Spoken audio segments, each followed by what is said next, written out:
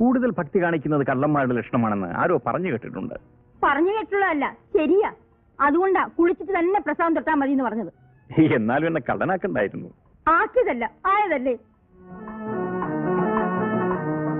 നീ എന്താ ഒരുമാതിരി അവിടെയും ഇവിടെയും തൊടാതെ സംസാരിക്കുന്നത്? ഇപ്പൊ പഴയതുപോലെ കാഴ്ചക്കുറവൊന്നും ഇല്ലെന്ന് തോന്നുന്നു. എന്താ? കണ്ണാടി വെച്ച് നാലക്ഷരം വായിക്കാൻ ബുദ്ധിമുട്ടുള്ള ആൾക്ക് ഇരുട്ടത്ത് ഫ്യൂസ് കിട്ടാൻ ഒരു കുഴപ്പമില്ല. ഓ അത് ശരി. എനിക്കെന്തോ ഇപ്പൊ കുറച്ചുകൂടി ചെറുപ്പമായി എന്നൊരു തോന്നൽ. തോന്നും. അല്ലെങ്കിലും ഇപ്പൊ പലതിനും ഉത്സാഹം കുറച്ച് കൂടുതലാ. കൂടി നാട്ടുകാരെയും വീട്ടുകാരെയും മറക്കരുത്.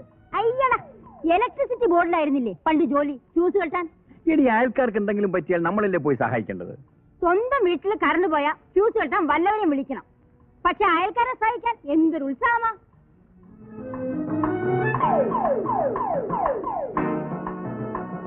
എടി വീട്ടിലെ പോലെ പുറത്ത് കാണിക്കാൻ പറ്റുമോ? ഇല്ല. ദേ, എനിക്കൊന്നും മനസ്സിലാവില്ലെന്ന് വിചാരിക്കും. എന്ത് മനസ്സിലാവുന്നില്ല എന്ന്? മനസ്സിലായില്ല അല്ലേ? ഇല്ല, മനസ്സിലായില്ല. പക്ഷെ എനിക്കെല്ലാം മനസ്സിലാവുന്നുണ്ട്. വെറുതെ എന്നെ കൊണ്ടൊന്നും പറയിപ്പിക്കരുത്. ചേട്ടാ, ഇതൊരു കഷ്ടമാണെന്ന് നോക്കണേ. ആ, ഇപ്പൊ കഷ്ടമാണെന്ന് മാത്രമല്ല, അതിനപ്പുറം തോന്നും. ചെറുപ്പായി വരികയല്ലേ. ദേ, ഞാനൊന്ന് പറഞ്ഞേക്കാം, ഇതൊന്നും അത്ര നല്ലതിനല്ല. എന്താ പാർവതി, ഇന്ന് ഓഫീസ് നേരത്തെ വിട്ടോ? ഇല്ല, ഞാൻ അല്പം നേരത്തെ ഇറങ്ങിയതാണ്. അത് പറയാനാ ഞാൻ വന്നത്. ഞാൻ പോണു, ശശിയേട്ടൻ കാത്തു നിൽക്കും. ഞങ്ങൾക്കല്പം ഷോപ്പിംഗ് ഉണ്ട്. ഞാനും ഇന്ന് അല്പം നേരത്തെ ഇറങ്ങാൻ തുടങ്ങുകയായിരുന്നു. പാർവതി വരും, ഞാൻ ശശിയുടെ ഓഫീസിൽ വിട്ടേക്കാം. ആട്ടെ.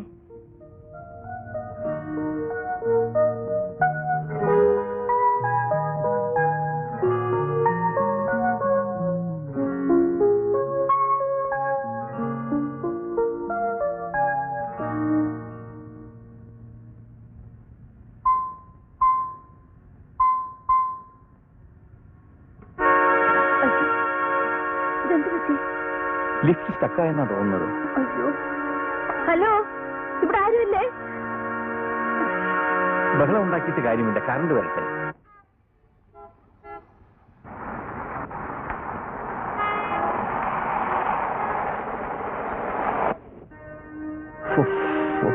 ഇതൊരു ചൂടപ്പ.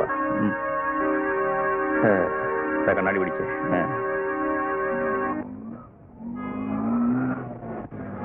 അയ്യോ,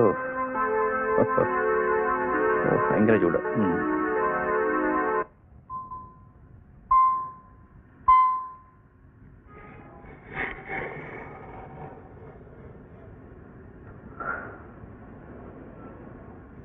സമയം ഒരുപാടായി.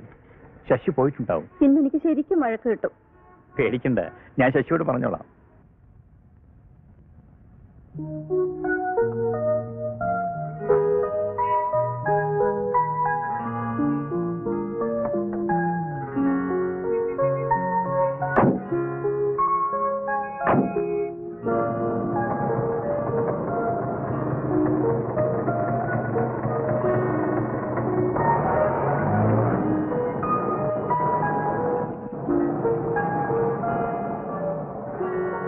എന്തു പറ്റി?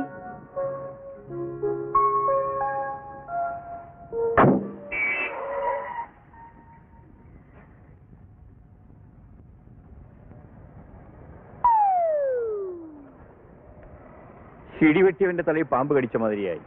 ടയർ പഞ്ചറായി. ആരാണോ കണി കണ്ടത്?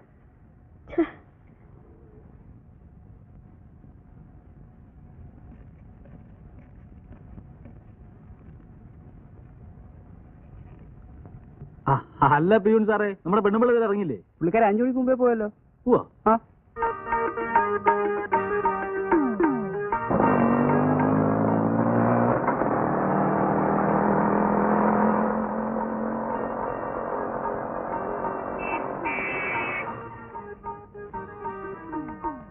പാറു, പാർവതി, പാർവതി,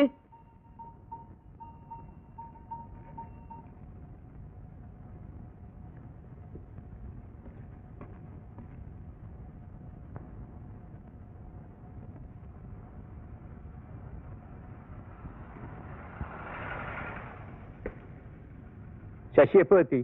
ഇപ്പോഴത്തേ ഉള്ളൂ. ശരി.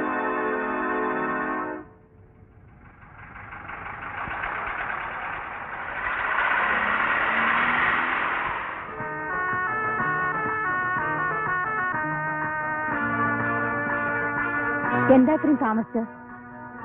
ലിഫ്റ്റ് കേടായി, വീല് പഞ്ചറായി എന്നൊക്കെ പറഞ്ഞാൽ വെറുതെ സംശയം കൂടും. ഞാൻ ആ വക്കീലിന്റെ വീട്ടിലായിരുന്നു. ഏത് വക്കീല്? നമ്മുടെ ശങ്കരപ്പിള്ള വക്കീലേ. ഞങ്ങൾ കേസിന്റെ കാര്യങ്ങളൊക്കെ സംസാരിച്ചിരുന്ന് അല്പം വൈകിപ്പോയി. ഇത്രയും നേരം? ഒന്നും പറയണ്ട. ആ ഒരു ഭാര്യയും ഭർത്താവും തമ്മിൽ വലിയൊരു പിണക്കം. പിന്നെ ഞാനവിടെ വക്കീലായി കേസ് ഒതുക്കി തീർത്തു.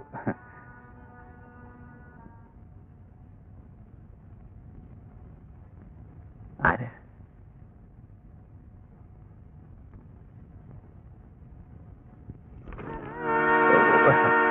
വക്കീല്? നമ്മുടെ വക്കീല് അല്ല, വക്കീലിന്റെ പ്രേതം. ഞാനാ 4000ന്റെ കേസ്. 4000 കൊണ്ടുപോയി തുലക്കിട്ടോ. തന്നോട് ആരാ പണ്ടാണ് ഇങ്ങോട്ട് അല്ല, കിട്ടിയത്? ഞാൻ ഇറങ്ങിപ്പോടോ. എടോ ഇറങ്ങി പോകാൻ. ഈടെ പോകാനാ പറഞ്ഞത്.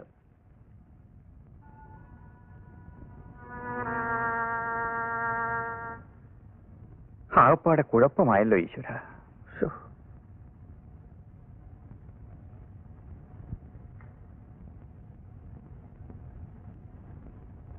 ചായ ചായ.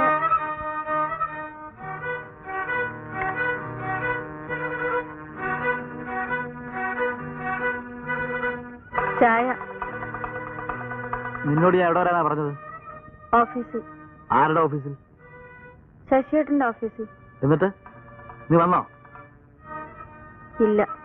എന്താ വരായിരുന്നത്? ലിഫ്റ്റ് സ്റ്റക്കായി. ലിഫ്റ്റിൽ നീ ഒറ്റയ്ക്ക് ഉണ്ടായിരുന്നല്ലോ? അല്ല. വേറെ ഒരുപാട് പേരുണ്ടായിരുന്നോ? ഇല്ല. പിന്നെ ഞാനും വർമ്മ സാറും.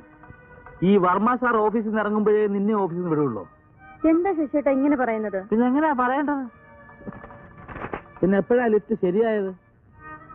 1 മണിക്കൂർ എടുത്തു. അപ്പൊ 1 മണിക്കൂർ നേരം നീയും വർമ്മ സാർ മാത്രം ലിഫ്റ്റില് അല്ലേ? ആ. 1 മണിക്കൂർ എന്ന് പറയുമ്പോ 6 മണി. 6 മണിക്ക് ഞാനിവിടെ വന്നപ്പോ നിങ്ങളിവിടെ ഉണ്ടായിരുന്നില്ലല്ലോ?